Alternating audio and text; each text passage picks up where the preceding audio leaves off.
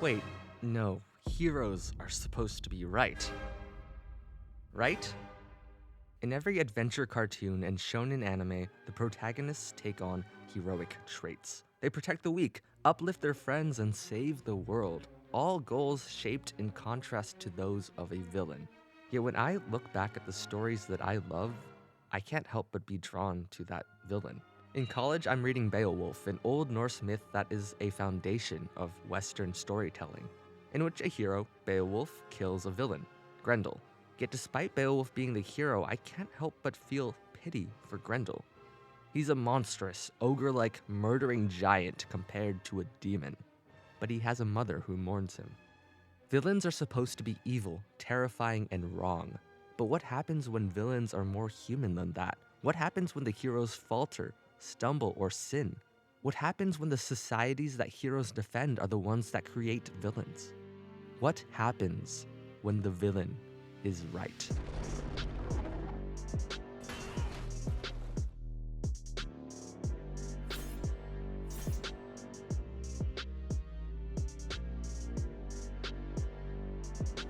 Tai Lung, Silco, and even Dr. Doofenshmirtz are all answers to this question.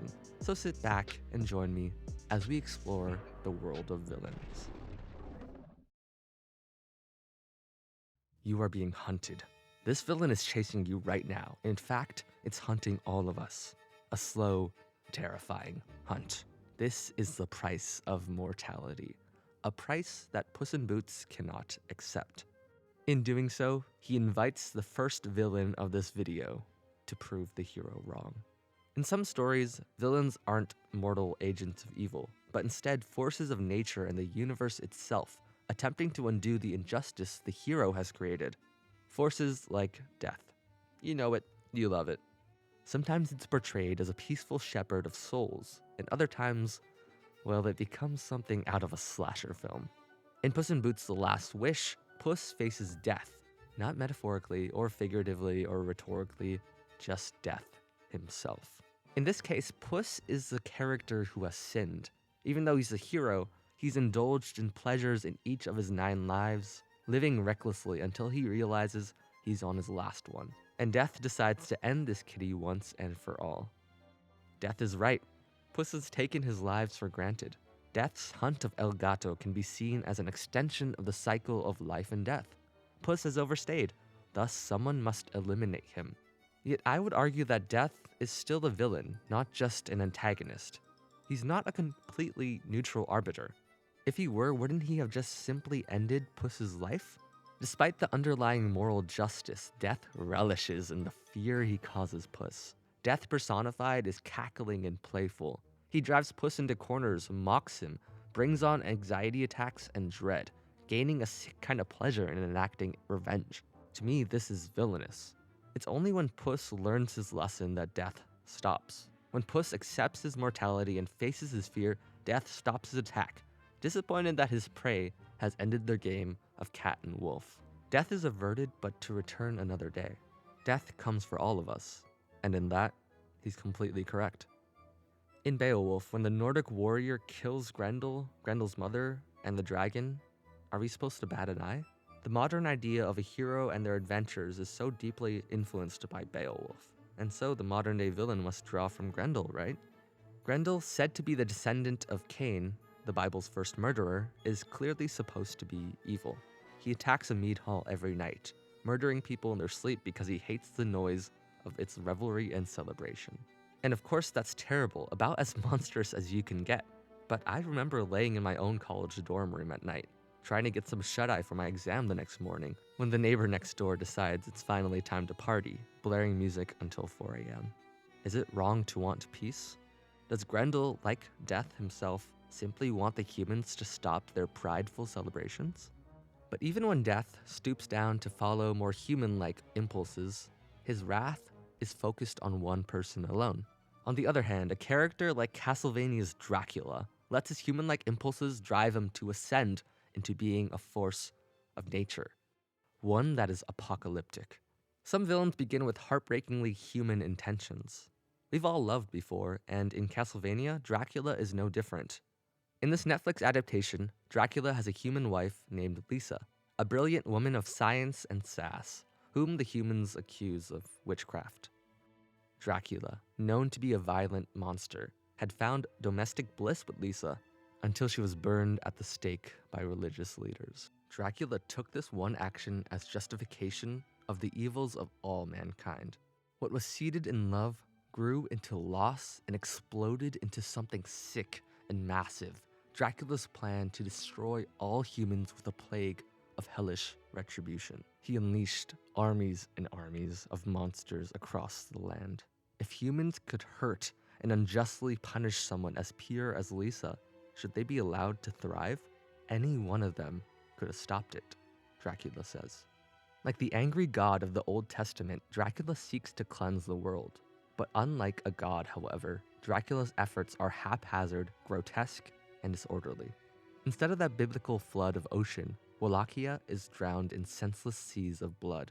The other vampires fighting alongside him even wish that his attacks are more orderly, more militaristic. But Dracula doesn't care. He falls into a strange depression, with nothing left inside of him but human grief and demonic rage. It's wrong to kill an innocent. That's something baked into basic morality. And it's right to mourn those we lose. But while a hero may hunt only those who lead the witch hunt against Lisa, a villain takes his moral failure and uses it to wipe out everyone, perpetuating an endless cycle of violence. Coming back to Grendel, there's a part of me that feels even more pity for his mother. While Grendel and his mother are monsters, they only had each other, exiles on the edge of human civilization. Beneath that villainous expression of violence, these creatures cling to things that we all do: community, family, love. And when Grendel dies, the only one who mourns for him is his mother, who lashes out towards the men who killed her son. Is it wrong to mourn those you loved? One of the surest ways to create a villain is to revoke that love from them. It's basically a cliche at this point. Villains aren't born, they're made. But in Tai Lung's case, it bears truth. The villain of the first Kung Fu Panda movie is Tai Lung, a savage martial artist who was once a child prodigy raised by Master Shifu. Master Shifu adopted the orphan, raised him, trained him, and loved him as if he was his own child, and as if he was destined to become the Dragon Warrior. Tai Lung himself was also exceptionally talented at fighting, mastering all 1,000 scrolls of Kung Fu. But despite Tai Lung's talent, Master Oogway saw only ambition and rage in the young warrior. Master Oogway denied the role of Dragon Warrior to Tai Lung, but Shifu, his master, essentially his father, did nothing, said nothing on his son's behalf. And just like that, Tai Lung, his entire life changed. He took this as betrayal and used his martial arts skills to destroy. He would go on to ravage the Valley of Peace, then be imprisoned for 20 years, in a prison built by Oogway that had its construction overseen by the one person who had shown Tai Lung love. No wonder that when he broke out, he sought out to unleash his rage, hunting the new Dragon Warrior, a certain Panda. I think there's a whole movie about that, actually. He said that it had been Shifu who filled his head with dreams and drove him to train until his bones broke. Shifu had tried to build a hero out of an outsider, but when that title was denied to Tai Lung, the spark of family was snuffed out when he did nothing to help his son. Tai Lung had nothing but his father and Kung Fu, so when one of those abandoned him, what did he have left? His father and the community around Kung Fu locked him away. In some ways, the heroes of the world were proving Tai Lung's spite right. Rather than try to sympathize with him, rehabilitate him, or find a new pathway for him besides being the Dragon Warrior, he was left to rot. Would imprisoning Grendel instead of killing him be any better?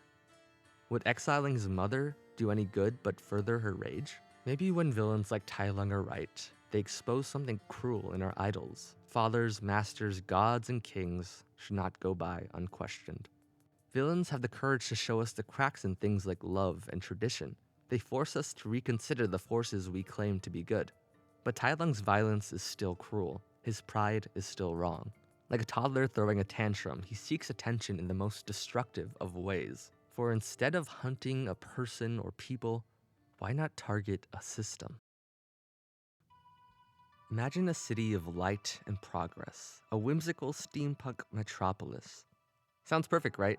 I mean, just forget the part about this being from League of Legends and you'll be fine.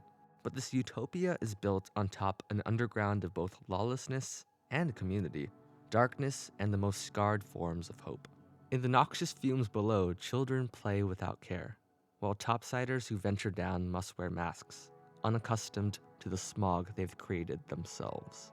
This is the world of Arcane, and it's very easy to see the disparity between Piltover and its undercity, sometimes called Zon. But few people work to change this injustice when they spot it. Few people are like Silco. Growing up in the Undercity, Vander and Silco faced the slums like brothers until Vander betrayed Silco for some reason, leaving Silco scarred and vengeful. Silco grew into a ruthless chem baron who went to dangerous lengths to control others in the Undercity and expand his drug empire. And eventually when Vander was taken out of the equation, Silco took over more formally. Later on, Silco even made a deal with Piltover, arguing for the Undercity to be liberated as the free nation of Zon. And surprisingly, they began to listen to Silco. As violence between the two states grew, the disparity could not be denied any longer. The Undercity was being discriminated against and overwhelmed by the effects of pollution, drug abuse, and apathy. But the Undercity was its own being by now. It could not continue to be dragged around and manipulated by Piltover. At the end of the first season, the Council of Piltover gathered to plan this new change. We see that when the villain is right, sometimes change must happen. But as much as Silco pushed for a free nation of Zon, and the Council almost let it happen, other dominoes were knocked over. A certain blue-haired girl named Jinx, raised by Silco, chose to kill him. And then she let her destructive impulses free, unleashing devastation. And now Zon's independence is still up in the air until we find out what happens next in Season 2. Silco represents not just rage at Vander, an individual, but a larger societal anger with a clear injustice in front of him. Why should his people suffer while topsiders live so peacefully? Why must society damn those below? But in the end, it's another form of betrayal that comes and ends him. In Beowulf, the Nordic tradition is about strength. In King Hrothgar's, goodness is measured by his capability to conquer. They killed cows, they killed horses, they killed each other. When Grendel attacks Hrothgar's mead hall, is he not just a reflection of the society's violence? I began to be more amused than frightened by them. I think it's the role of the villain to force change in a society and to hold a mirror to the madness that is often overlooked. But what happens when a society traps a villain in this madness and laughs? Dr. Heinz Doofenshmirtz is comically, aggressively, and kind of paradoxically evil and pathetic. He lives in a tower creating crazy weapons, fighting a secret agent every day, and he even has his own jingle. Dr. Doof's backstory is also filled to the brim with some of the most tragic and comically tragic moments. Growing up, he was forced by his father to be a garden gnome. His mother failed to love him because he was bad at kickball. Apparently, his two parents weren't even there to show up at his birth. His life is driven to a cartoonish extreme because, well, he's a cartoon. And in the series Phineas and Ferb, his everyday life becomes a kind of loop. Something in his everyday life inconveniences him, such as being insecure about a squeaky voice, or wanting to give his teenage daughter a nice birthday surprise. Then he creates something over the top to deal with this problem. Perry the Platypus stops him, and it blows up in his face, quite literally. As funny as he is, this loop also seems kind of like Sisyphus, the old Greek myth of the guy who had to push the boulder up and up, but only for it to fall over and over. Doof is trapped in the society of inconveniences, people who laugh at his viral fail videos online or disrespect him in the smallest of ways. He's stuck, constantly trying to improve his life but finding a new issue in his way. He's just like me for real. And his overzealous, crazed ability to create dramatic giant machines to deal with every little problem comes from a very human place, wanting to be respected, wanting to be happy, and wanting to make those he cares about safe and happy. We laugh at him not because he's completely wrong, but the ways he tries to solve his everyday issues are blown so far out of proportion. We get the satisfaction of seeing them bite him back in the butt, but there's kind of a catharsis in seeing that. Maybe because it reminds us of our own lives, being stuck in a loop, episode after episode, problem after problem, knowing that no matter what he tries, he'll try again next time. Is that so evil? Beowulf is a story that was initially passed down by oral tradition, People would memorize the poem they heard, then perform it for the next generation. But then it was documented and written down and turned into countless adaptations. It's inspired the fabric of nearly all Western hero stories. It's even one of the key inspirations for The Lord of the Rings. Over and over, the story is told, and over, Grendel is killed. Through the art form of storytelling, like Doofenshmirtz, he is doomed to repeat his mistakes. Is that madness? Or is that just life? What does it look like when a villain tries to control the madness of reality, fighting to protect stability, but doing so through violent, often at times overpowering ways? Look no further than the one and only Spider-Man, 2099. Technically, you might argue that Miguel O'Hara isn't a villain. He's not evil like Green Goblin or the Spot, he's just an antagonist, one that opposes the protagonist Miles Morales. And with that, I honestly agree. He inhabits a more gray space of somewhere from antagonist to anti-hero to villain. But at the same time, look at this guy. He's got vampire fangs. What, that's a villain right there. Okay, fine. He's not a clear-cut villain. He's an antagonist with both heroic intentions and some villainous traits. Miguel is a Spider-Man that lost his entire dimension, and in this grief he becomes paranoid. He's a Spider-Man who doesn't quip, amassing an army of different spider people and pigs and horses and trying to control the great web of the multiverse. He surveys it all, trying to make sure that the canon events happen and that order remains in balance. But in doing so, Miguel allows people to die. Canon events can entail horrific tragedies that must happen in order to maintain the universe's stability.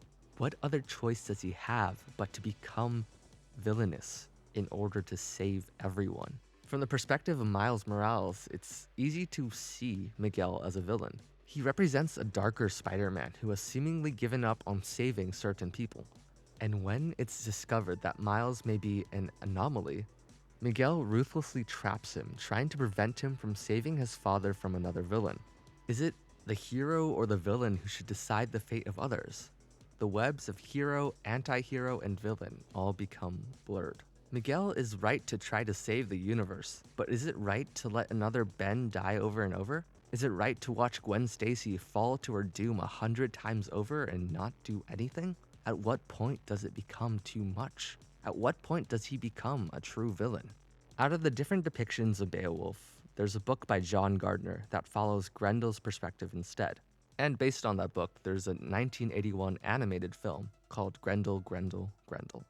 They have similarities and differences, but in the end, they give the villain of the story the main perspective, and we as the audience can't help but empathize with him. He's still a murderer. He revels in attacking the men of Hrothgar's mead hall. But the simple act of following him rather than Beowulf exposes his loneliness, his curiosity, and his humanity.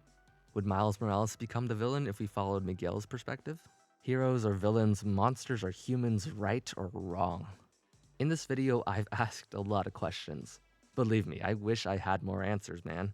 But maybe that's the point of a villain being right. When someone supposedly evil has a point, then we question our own ideas of good. Villains reflect the injustices of society, giving us a lens to view our world and notice the darkness and the light. But through the extreme actions they take on, heroes are dragged into the fray. Innocents get hurt. In the game of hero and villain chess, the hero has 3 moves to respond to the villain's moral check. The first is to deny that the villain was right, to find another way. In Spider-Verse, Miles runs from Miguel, zooming on his way to find his father, rejecting the idea that all is lost, that people must die to be Spider-Man. Whether this is right or wrong, the villain moves the hero to act and to figure out their own truth.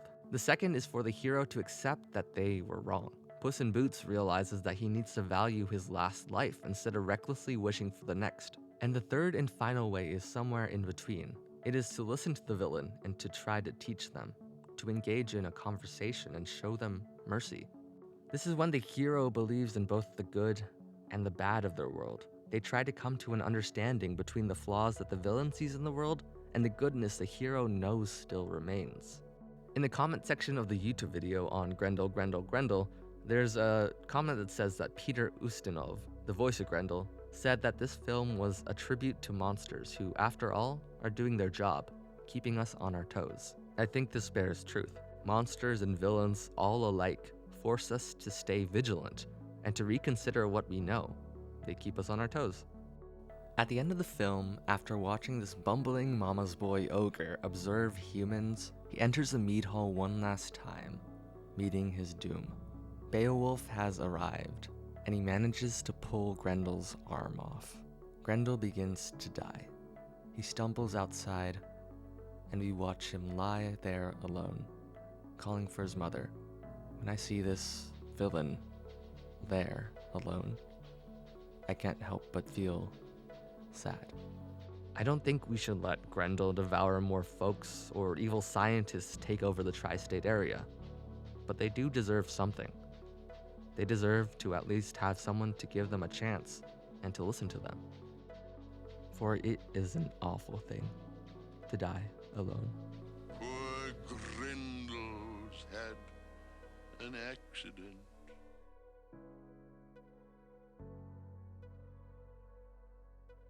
I wanted to make a different kind of video, one that's a little bit more chill, a little bit more like the video essays I like to watch. So I hope you enjoyed. Take care. Thank you for watching. This has been Scrawls.